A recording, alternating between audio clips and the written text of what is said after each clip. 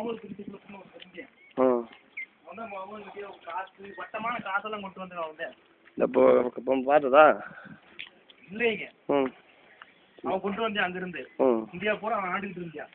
அப்போ வந்து இந்த அகமது நகர் புல்கொண்டா இந்தூருக்கான எல்லாருமே சின்ன சின்ன ராஜாக்கள் அவனுக்கெல்லாம் அவனுக்கு அடங்குமான இருக்கானுங்க. அவன் கொஞ்சம் திருப்பி பிடிச்சவன்.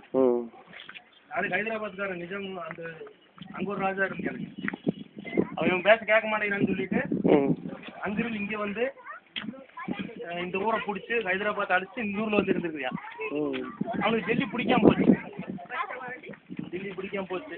அதனால என்ன செஞ்சாங்க, நம்ம டெல்லி விட்டு போட்டு இந்தியாவுக்கு தெற்க இருக்குது, நிறைய ஊர் இருக்குது இந்தியாவுல. நம்ம தெற்க தமிழ்நாடு இருந்து எல்லா பக்கத்தையும் பிடிக்கலாம்.